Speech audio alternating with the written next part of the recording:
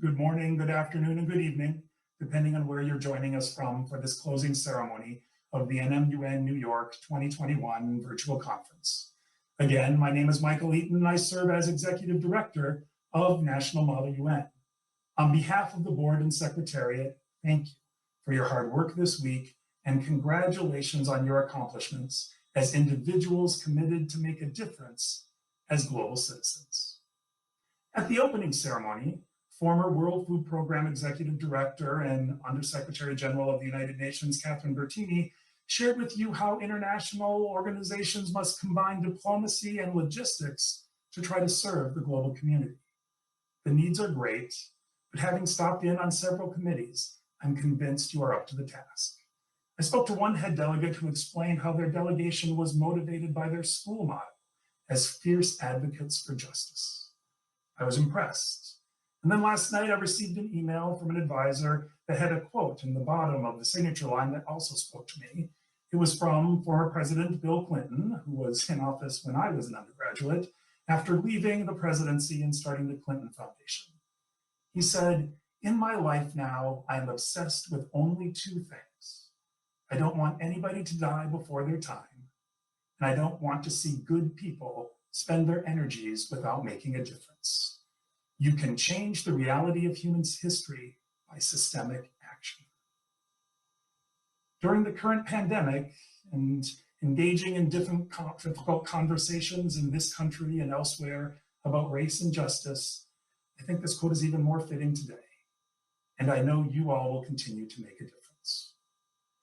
I hope and trust that NMUN can serve as a catalyst for your next steps. And I'm incredibly proud that more than one member of the actual UN Secretariat that visited the simulation commented on how NMUN Online could be a model for the UN itself.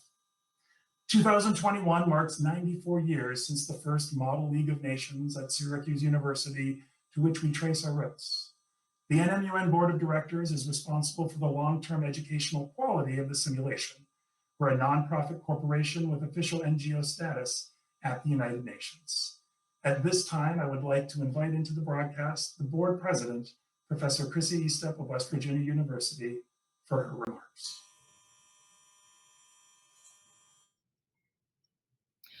Good evening. On behalf of the National Model United Nations Board of Directors, I want to thank Michael, Paul, and Jess, who worked with the NMUN New York leadership, especially Clarissa and Stephanie, to seamlessly transition this conference to the virtual platform. But most importantly, I want to thank the delegates for participation and hard work at this conference. Whether negotiating spotty Wi-Fi or participating at 3 a.m., your commitment to diplomacy has not wavered. This conference hasn't taken place in its normal physical space, but that hasn't deterred your effort or professionalism. It's been a pleasure to watch you discuss topics that affect all three pillars of the UN system: peace and security, human rights, and sustainable development. Your generation, affectionately known as the Zoomers, will need to repair damage you did not create. You will need to work together towards tomorrow. You will need to solve transnational problems, some of which you discussed this week. While other generations have not made a full commitment to multilateralism, you are already demonstrating yours by providing solutions to complex problems such as climate change and health, improving employment opportunities for refugees and IDPs, and mitigating the social and economic impacts of pandemics.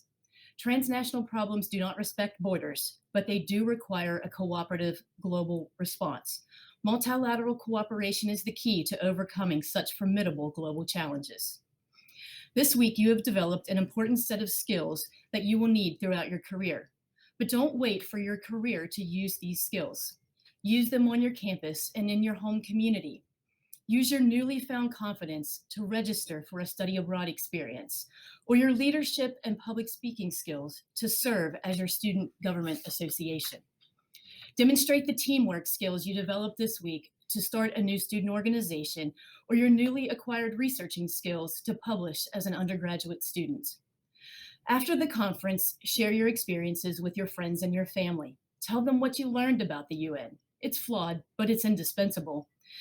Tell them about the friends you made from various corners of the world who believe that through inclusion and cooperation, your generation the Zoomers, can solve some of the world's most challenging problems that previous generations could not.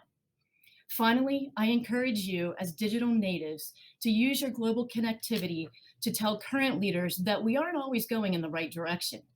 Encourage them to create cautious and cooperative approaches to policies. Challenge the belief that global threats can be conquered by might. Explain that pursuing policies through broad coalitions of governments, private companies, IGOs, NGOs, and civil society groups will lead to collective action. Transnational problems can be overcome when the world works together. So snap and TikTok your experiences from the week. Use this connectivity to share your perspectives and to stay connected to your new global network. But remember your takeaways from the conference. Remember those stressful situations you had in committee. Remember the joy of seeing your draft adopted by your peers. But above all, remember to work together towards a tomorrow that is more inclusive, representative, and free. Thank you.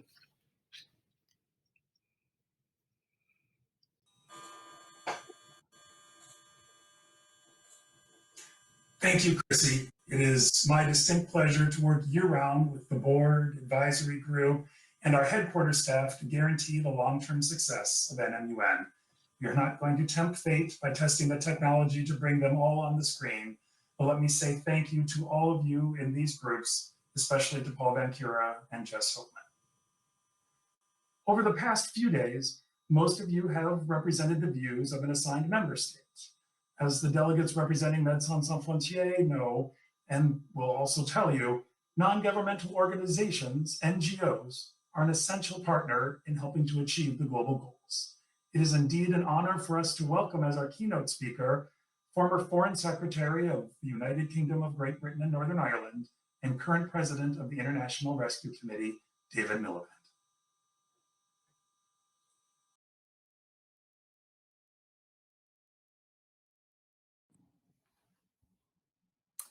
Hi, my name is David Miliband. I'm the President and CEO of the International Rescue Committee. This is an international humanitarian charity which was founded by Albert Einstein in the 1930s to help rescue Jews and intellectuals from Nazi-occupied Europe, and today works around the world in 200 field sites, 40 countries, helping people whose lives are shattered by conflict and disaster survive, recover, and gain control of their lives. We're also the largest refugee resettlement agency in the United States. Sadly, far fewer refugees being allowed into the United States now than 5 years ago or 25 years ago. But hopefully that number is going up under the current administration. And we work in 25 cities helping some of the most vulnerable people in the world start new lives here. We are a focused charity that deals with the symptoms of political failure around the world, because what is civil war other than political failure? I hope you've had the chance during the session of the Model UN to get a sense of the challenges, the opportunities, the compromises that are sometimes necessary to make political progress. I spent a large part of my career in politics in the United Kingdom. I became Foreign Secretary, Secretary of State for Foreign and Commonwealth Affairs in 2007, and was proud and lucky enough to serve in that role for 3 years. So I'm speaking to you today as someone who's seen politics up close, who's seen the UN and the UN Security Council up close, and today is working at ground level or overseeing an organization, leading an organization that works at ground level to deal with the symptoms of political failure, to try and help people restore dignity and hope to their own lives at a time of enormous trauma. I'm really proud that the Deputy Secretary General of your Model UN, Marlene Schreier, is a valued member of our team in Germany, in IRC Deutschland. And it's her invitation that brings me to you today and to speak to you today. I very much hope you've had intense and worthwhile discussions, because the central challenge that I want to speak to you about today, I think will have run through all of your discussions. That challenge is very simply stated. It's that the world is more connected than ever before, hyper-connected in all sorts of ways. People, countries, communities, cities, joined as never before, joined culturally, joined economically, joined in security terms, in health terms. Haven't we learned that in the course of the COVID pandemic? Joined in all these ways, yet in all sorts of other ways, the world is more divided than ever before. Certainly, maybe not ever before, but certainly more divided than any time since the end of the Cold War in 1990. And in some ways, more fragmented than at any time since the Second World War. That tension between a hyper-connected global commons, a hyper-connected world, and a politically fragmented world runs through the work that the International Rescue Committee does around the world. And I think it will have run through your discussions, whether about climate change or Yemen or the future of global public health. Now, my perspective on this dilemma, the dilemma between hyperconnection on the one hand and fragmentation on the other, is that its symptoms are very clear. They are seen in the inequalities, the insecurities, the instabilities of this phase of globalization. This phase of globalization has been intense. It's spread a market economy at extraordinary speed, but it's also been marked by the fact that global leadership has been lacking.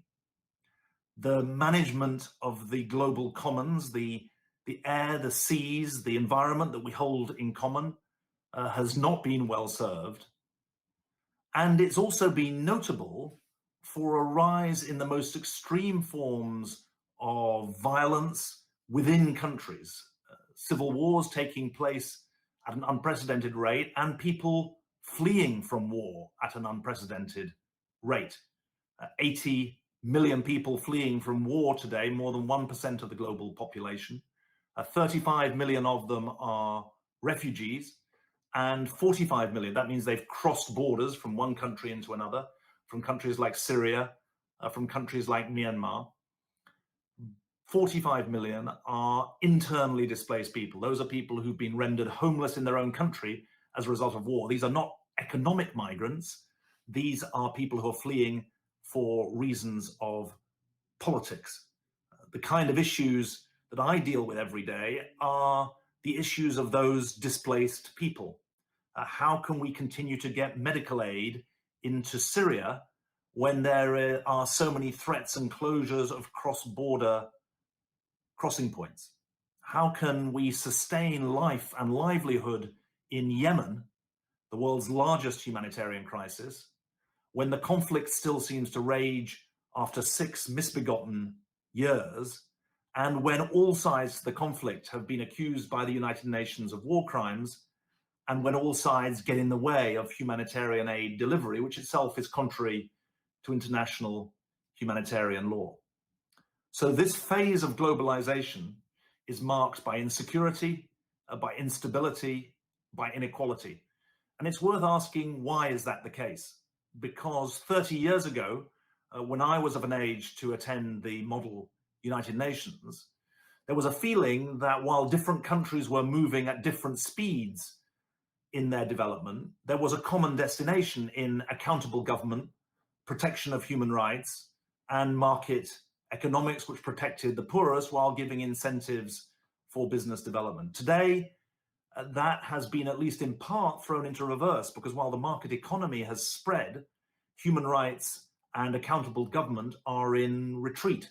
For 15 years, there have been declining numbers of countries classified as democracies by the Economist Intelligence Unit, by the NGO Freedom House, by an excellent project at the University of Gothenburg called the Varieties of Democracy Project. They've all shown what's called democratic recession, the receding of the democratic impulse, the impulse to accountable government.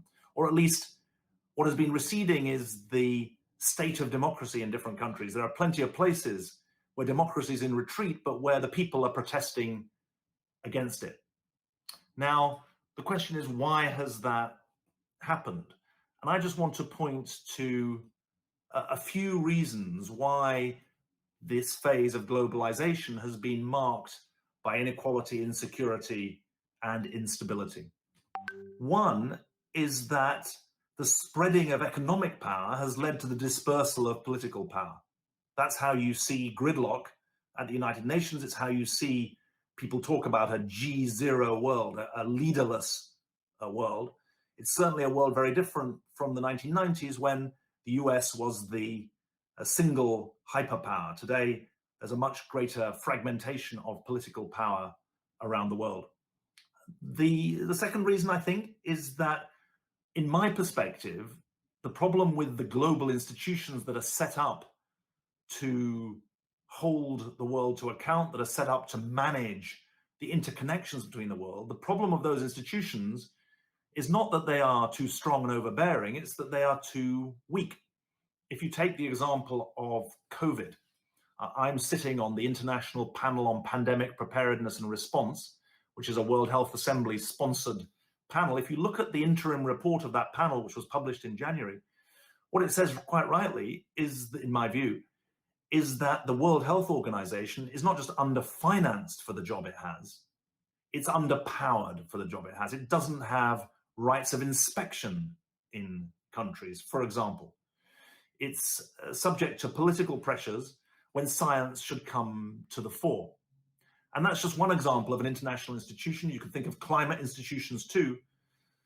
And you can also think about institutions for policing the conduct of war and of peace, because the truth about conflict around the world today is not that it happens between states, it happens within states.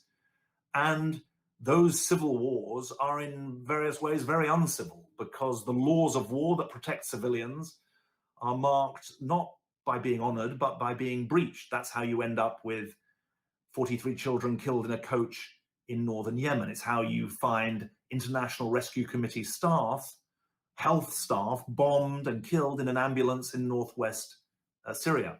And that leads to the third reason. This isn't a comprehensive list, but it's intended to get you thinking.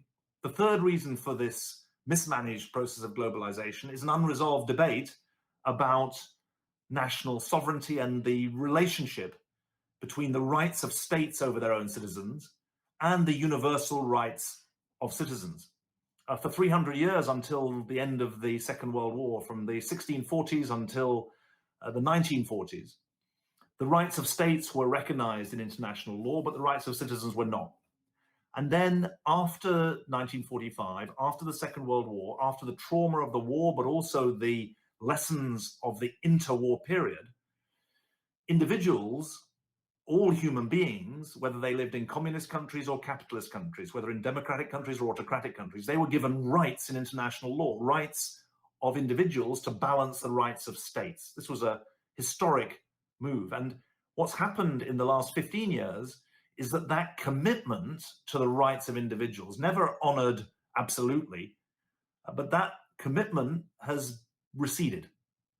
And it's receded in the face of demands that what happens within a nation state are just the matter for that nation state. And that goes to the heart of the dilemma that's raised about the rules-based international order that we're supposed to live in. It's called a rules-based order. Sometimes it's called a liberal international order, not because it's left-wing, but because it had rights for individuals as well as rights for states. It was liberal in the sense that it gave individual rights as well as states' rights. It was international in that all countries were represented, all countries are signatory of the UN Charter, and it was an order because there were international institutions set up to try and police that order. And what's happening today is that the rules of the rules-based order are not being followed. The international part of the rules-based international order is under stress because the institutions are too weak. And the order part is really ironic because there is in too many places disorder, whether on the land or on the seas. And so I hope as you reflect on your time at this model United Nations, at this extraordinary moment in history, when for the first time in 100 years, the world is living through a pandemic, and for the first time in longer, when the world really has come to a common conversation and come to a common stop in various ways, I hope you'll think about what you're going to do over the 30, 40, 50, 60 years ahead of you that will contribute to re-establishing a more rules-based, more international, more ordered international environment. Because if we know anything from the last 30 years, it's that unless we manage the global commons better, much better, then it's truly an existential crisis that the planet and the human race face. And as you think about those responsibilities, I hope that whether you're aiming to go into government, whether you're aiming to go into the private sector, or whether you're aiming to go into NGOs, as I am at the moment, you'll see that you have a particular responsibility. Because in my experience, whether in government or in the NGO sector, real change only happens when you have governments ready to lead, when businesses and organizations innovate, and when people mobilize. And sometimes the governments won't lead. So it's up to the businesses to innovate or for people to mobilize. And I would argue that at a time when governments are in retreat, it's essential for citizens, for the private sector to step up. It's the time when they have to step up and step forward, when it's business partnerships with NGOs that will pioneer new ways of tackling climate change, or new ways of recording abuses of human rights, or new ways of putting pressure on regimes to honor the commitments they've made in their own constitutions and in their signatory to international conventions. The United Nations is an extraordinary institution. I always feel a special buzz when I walk through it, and I never forget the privilege of representing my country in the United Nations Security Council. But with responsibility comes appropriate accountability. And I hope that this will be an age going forward when there's accountability for governments, accountability for the private sector, and accountability for all of us as individuals, individually and collectively. We're accountable for the way we steward our responsibilities to each other. And that's what I hope has come through the discussions and the debate that is so important. Because at a time when the world is fragmenting, or at least the world's nations are fragmenting in the way that they organize and engage with each other, it's especially important that the people of the world engage with each other. And the model UN should be all about engagement. I hope you've enjoyed your engagement, and I'm very grateful to you for listening to me today. Thank you very much indeed. Thank you. And as we continue, I should mention that Marlene, our Deputy Secretary General for Conference A, brought with her to that role additional experience working with David Miliband at the International Rescue Committee. At Conference B, we're equally grateful for the work of this session's Deputy SG, Stéphanie Toschi. She's completing her training as a diplomat with the Ministry of Foreign Affairs in her home country of Luxembourg. I will not ask her directly if her NMUN experience has helped her professionally, but I am well aware of how her professionalism and substantive excellence has benefited NMUN. To the entire Secretariat bridging conferences A and B, you all worked together to keep adapting to a pandemic as we shifted from in-person to hybrid to an all-virtual platform for both training and the conference itself. In my days as a delegate, I could not have imagined the success we have witnessed online over the past few days, especially since there was no internet when I was in college. College student me basked in the afterglow of the hope embodied by the fall of the Berlin Wall, yet fires have still burned, ranging from famine and warfare to intolerance, inequity, and inequality. And we are all too aware that the pandemic is real. Despite any number of challenges, the Secretariat came together these past months to develop new systems to offer delegates the experience we ourselves received, a sense of empowerment and a renewed energy from these sessions that you can put to work creating a better world. So to the entire Secretariat, my heartfelt thanks. And now my pleasure to introduce the Deputy Secretary General, Stéphanie Toschi. Thank you, Michael, and thank you to all the delegates for all of their hard work over the past week. 10 years ago, I traveled to the United States for the first time in my life to participate in the National Model United Nations. I was excited, albeit a bit insecure and shy, because I had never done anything like this before and didn't know what to expect. While walking through your committees this past week and joining your huddles, I couldn't help but remember my years as a delegate. I saw so much eagerness in the way you addressed your topics, ranging from access to justice to the impact of COVID-19 on peace and security. I was amazed at the different solutions you worked on collaboratively despite the technological limitations that you were dealing with. Your resolutions focused on strengthening partnerships both between countries and also between different sectors, and you recognized the need for better data collection as a means to distribute resources more efficiently. You proposed ways to recycle technological devices and harness technological advancements for the greater good. To sum it up, you were leaders. And no, I won't tell you that I see in you the leaders of tomorrow. Because if NMUN has taught me one thing over the past 10 years, it is this: you don't need permission to become a leader. You don't have to wait for your turn to become a leader. You can leave this conference and be the leaders of today. That's the path NMUN has put me on all those years ago, and it is only fitting that I close my NMUN career the very same year, almost even the same month, I am sworn into my National Foreign Service. So go out there and make yourselves heard, because you all deserve to be heard. Let me also take a moment or two or three to acknowledge the amazing people I have the privilege of calling my family, the incomparable NMUN volunteer staff. You are all incredible, each in your own way, but more importantly, as a team.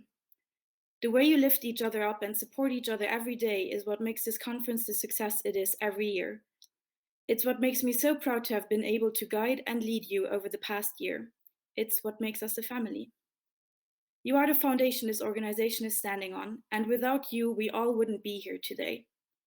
So go ahead and close your eyes for just a second and imagine the roaring applause that you are getting right now from everyone in the GA hall. Can you hear it? Because I certainly can. And finally, before I hand it back to you, Clarissa, let me also thank you for always believing in me and for your continuous efforts to make this conference even better year after year.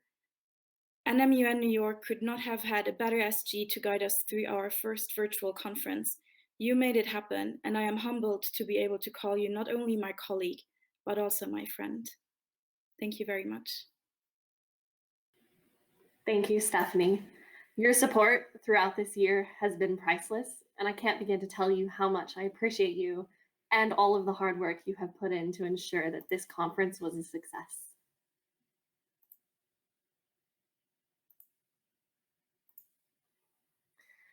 Can you believe how quickly time has flown by? I'll admit that I sat down to write this speech probably 4 or 5 times in the last few days, and I really struggled putting my reflections on paper. How can I possibly summarize in just a few minutes all that we have learned and all that we have experienced? Perhaps it's not possible, but I'll give it my best shot. Honorable delegates, I want to commend you for your hard work, not only from this week, but from the entire year. It's clear in the deliberations I have seen that you have all taken the time to be well prepared for this conference. From my perspective, you have put your whole heart into your participation these last few days. I thank you for bringing sincerity to your discussions with your fellow delegates. I am proud of you, and I hope that you are all proud of yourselves and for everything that you have accomplished this week. And when considering all that you have accomplished, I urge you to think of and extend your thanks to those that have made your experience at NMUN New York 2021 possible. Consider your faculty advisors and your head delegates who have spent many hours preparing you for this conference. Consider also members of your community, be it family, friends, or other such acquaintances that have helped guide you to where you find yourselves today. In many ways, I believe that we stand, or perhaps sit, here today on the shoulder of giants. It is those individuals who have come before us that have paved the way for our conference to be possible, and I thank them for this opportunity.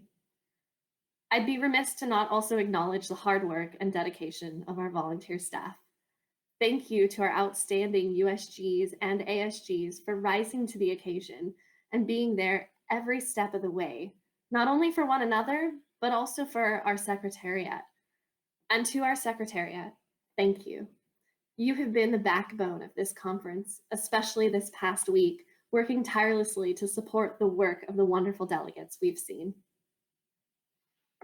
Earlier this week, I suggested that our ability to hold this conference in this virtual space allowed for interactions that quite closely mimicked that of an in-person event. I hope that rang true for each of you here today, and that you have the opportunity to make real and lasting connections with one another. As you reflect on your experiences here at NMUN New York, I hope that you smile, knowing that you are coming away from this conference having experienced personal growth and a feeling that you are able to apply the skills you have practiced this week in other areas of your life. Our theme this year is Together Towards Tomorrow.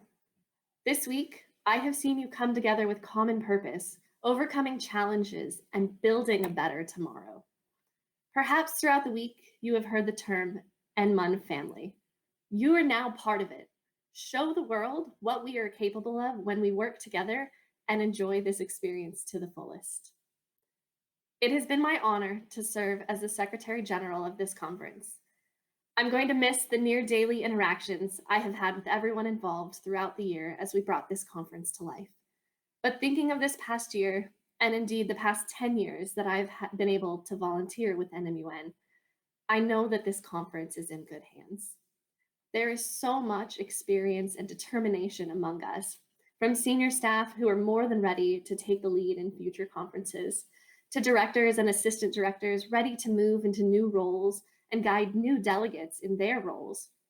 And indeed, among you, honorable delegates, ready to go out and follow your path, no matter where it may take you. Please allow my shameless plug, delegates. If you've enjoyed your time at the conference and want to keep coming back, apply to join the volunteer staff. You'll learn so much about yourself and about the world around you, and you'll make lifelong friends. I know I have. Thank you again, each and every one of you here. I will now reintroduce Michael Eaton to share updates on future conferences and the announcement of the Delegation Awards. Not only for your work this year as Secretary General, but also last year with the conference that was not.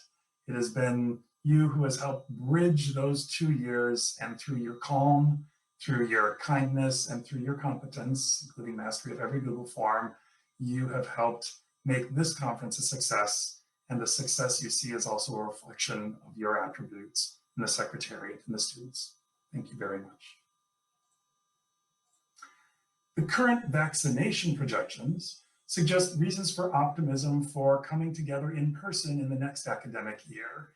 In the US, NMUN offers annual simulations in Washington, DC, the first week of November, and New York in April of 2022, and in fall 2022, a return to Japan.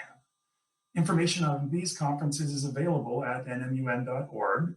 Note, a final decision about the conference in the Czech Republic will be made in mid-May.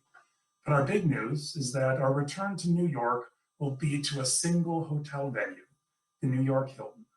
Extending a video welcome back is Kelly Cahill, a member of the executive management team. Let's watch. Good afternoon, and on behalf of the team at the New York Hilton and our friends at Model UN, we wanted to welcome you to your 2021 convention. While we're sad that you're not here in this ballroom, we can't wait to welcome you back in 2022. Have a wonderful conference, enjoy, and look forward to having you back here in New York in 2022. Let's now turn to the awards. And I will ask Clarissa if she can bring up the PowerPoint. Okay, we're going to try and coordinate with Clarissa controlling the slides and me moving on to the next one. So a reminder that we urge all of you and your faculty advisors to maintain an appropriate perspective regarding the awards. Since the fundamental basis of the simulation is collaboration and cooperation among nations, which includes working together through multilateral diplomacy. The mission, as you see on the screen, is an understanding of contemporary issues, and it has changed the lives of many delegates. Next slide. We do believe that participation in the simulation is its own reward. And despite that, not everyone can judge actions in committee or truly measure an individual's learning and growth. We have nonetheless come up with criteria that are available on nmun.org. If we go to the next slide, this is the point, as Stephanie mentioned, if we were at GA Hall, we would invite those of you receiving recognition as individuals for your outstanding position papers selected by the committee staff, or the outstanding delegates in committee as voted by your peer delegates, to please stand for recognition. Shortly after the ceremony, we'll be posting the full list of those. I know they were also announced earlier in committee. We move on to the next slide. We do offer Delegation Awards recognized for consistency throughout the conference, as well as preparation and working together with other delegates. There are 3 categories: the honorable mention, the distinguished delegations, and the outstanding delegations. The next slide is a listing of the honorable mention delegations, and we'll leave that posted for a few moments. And again, we'll be emailing out a posting to everyone. But if you across the broadcast could join me in thinking of the hard work of all of these delegations that you worked with over the course of this past week. The next slide is the distinguished delegations for the 2021 NMUN New York Conference. And we'll similarly leave the slide up for a few seconds so those of you that are interested can recognize the work of your peers in the committees this week. We will now be recognizing one by one the outstanding delegations for the NMUN New York 2021 conference in the slides. First of the outstanding delegations is, there we go, Grenada and Tunisia in the Additional Security Council, represented by the American University in Cairo. Next slide. So this is a quiz now. So California State University Northridge, representing Niger in the simulation, and the United States in the Additional Security Council. Next slide. Mexico, represented by California State University, San Bernardino. El Salvador, represented by Cedarville University. Afghanistan, represented by Georgia Southern University. Turkey, represented by Georgia State University.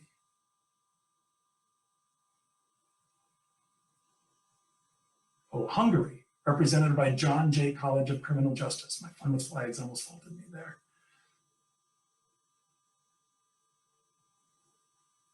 Bosnia and Herzegovina, represented by Kiel University.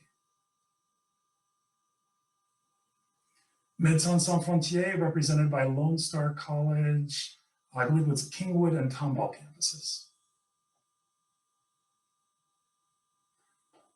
Cyprus in the main simulation, and Norway in the Additional Security Council, represented by Rider University.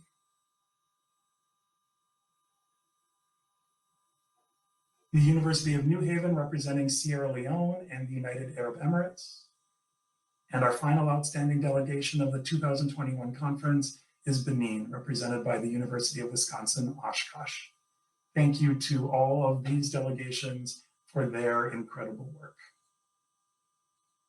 I would also invite you to recognize one another where you're viewing this for all of your hard work. My favorite recognition is not the Delegation Awards that we just mentioned, but if you were to look in the NMUN program that's posted on our website and in the event, there are 2 pages where we talk about the commitment of schools to this type of experiential learning. Some universities building a 10, 20, 30, 40, or an even 50-year tradition. For others who will be back with us in person next year, we look forward to welcoming everyone back to New York, and also invite those of you who are new to the conference to consider building a tradition of coming here to the National Model United Nations. At this time, we have a special recognition, not of a delegation, but I'm going to attempt to bring into the broadcast two additional individuals. On the bottom of your screen should be Professor Carol Glenn of Valdosta State University and Dean Richard Murgo of Tallahassee Community College. We are recognizing them here today for their 50 years of service to Model United Nations. Important to point out that it's 50 years combined, not individually, but 25 years each of bringing delegations to Model UN. We're singling them out also because of their incredible commitment to this organization. Both were instrumental in forging the ties with Pulaski University, where we have held 2 successful conferences in the Czech Republic, and Professor Murgo as a president of National Model United Nations. Through his commitment, we helped expand not only to the Washington, D.C., but to an international conference each year.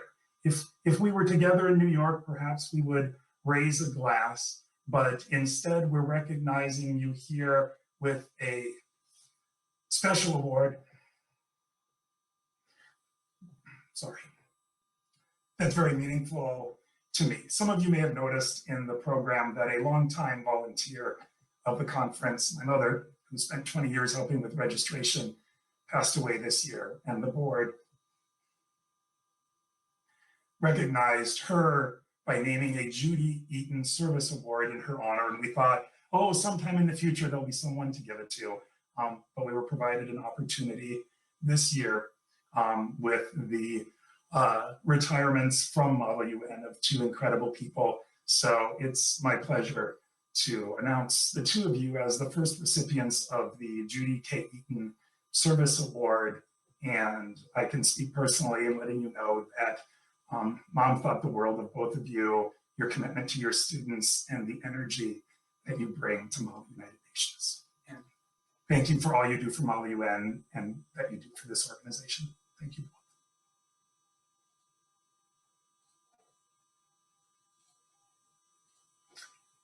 Okay, that was harder than I expected it to be.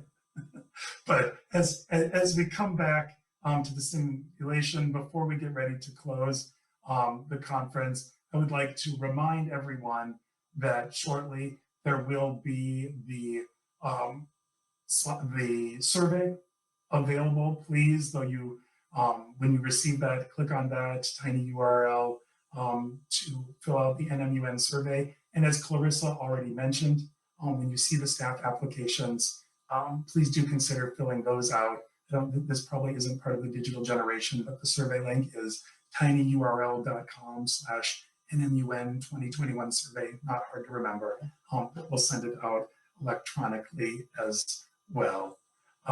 So please watch for announcements of the volunteer staff applications, and I'll turn it back over to Clarissa to close the conference. Madam Secretary General.